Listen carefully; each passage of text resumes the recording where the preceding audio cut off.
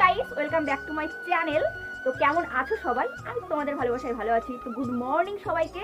আজকে সকালটা সবার ভালো কাটুক।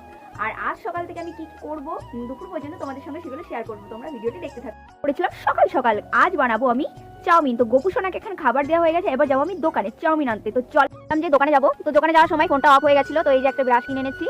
আর এটা হচ্ছে ওই বড় ঘর থেকে এনেছি রান্নাঘরে, এটা চাউমিনের জন্য দেবো তাই। আর দুটো বিস্কিট এনেছি। আর এখানে চাউমিনের জন্য যেগুলো লাগে সেগুলো এনেছি। তেঁতুলের চাটনি সস আছে, আর এটা জলজিরা টাইপের কি জানি না, হয়তো হ্যাঁ জলজিরা হবে। চাউমিন এনেছি। তো চলো এটাকে রেডি করার সময় তোমাদের সঙ্গে শেয়ার করছি। আমাদের হাট বার ছিল, তো হাট থেকে বাবা কি কি এনেছে, এখানে দুটো ছোট ছোট কুমড়ো এনেছে, আলু বেগুন, এখানে ডাটা, এটা হচ্ছে সজনে ডাটা, উচ্ছে আছে, এখানে এমনি ডাটা এনেছে, আর লঙ্কা, এখানে আরও হয়তো সবজি আছে আমি দেখাতে পারছি না।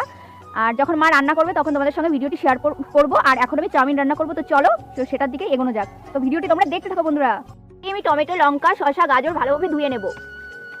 ভালোভাবে ধুয়ে প্লেটে রেখে দেবো, তারপর কাটিং করবো এগুলো। এটা করে সব সবজিগুলো কেটে নেবো আমি। এবার আলু কেটে নিচ্ছি। উনুন ধরিয়ে কড়াইটা চাপিয়ে দিয়েছি, আর এখানে ভাতের জন্য জল বসিয়ে দিয়েছি। আর এই যে চাউমিনের জন্য যা যা উপকরণ লাগবে সেগুলো সব গুছিয়ে নিয়েছি। এবার রেডি করার সময় তোমাদের সঙ্গে শেয়ার করছি ভিডিওটি। দিচ্ছি এখানে চাউমিনের জন্য কী কী উপকরণ আছে। এখানে লবণ, হলুদ, আদা থেতো করে নিয়েছি শিলনোড়া, এখানে জিরে শুকনো খোলায় ভেজে নেব। এখানে চাউমিন, 1 প্যাকেট চাউমিন আছে এখানে।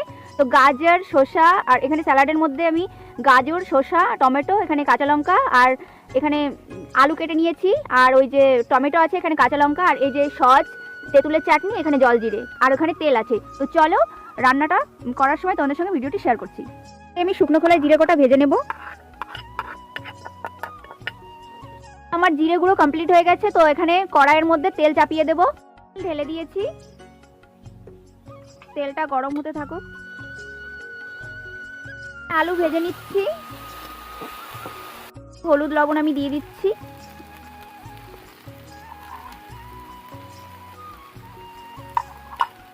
একটু আদা কুচি দিয়ে দেব।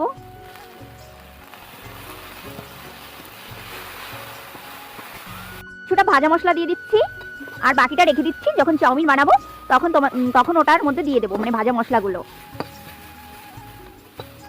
চাউমিন আমার বয়েল করা হয়ে গেছে, এবার এটাকে আমি নামিয়ে নেব এই পাত্রের মধ্যে।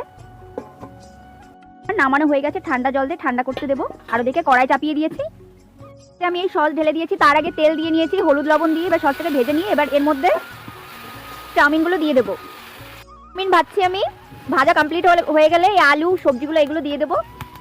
চাউমিন রান্না করা কমপ্লিট হয়ে গেছে, আর 1 প্লেটের মধ্যে সবার জন্য সাজিয়ে নিয়েছি, বাবা মা আর আমার জন্য। আর এইদিকে আমি ভাত চাপিয়ে দিয়েছি। তো চলো চাউমিনটা খেয়ে তোমাদের সঙ্গে শেয়ার করছি কেমন হয়েছে।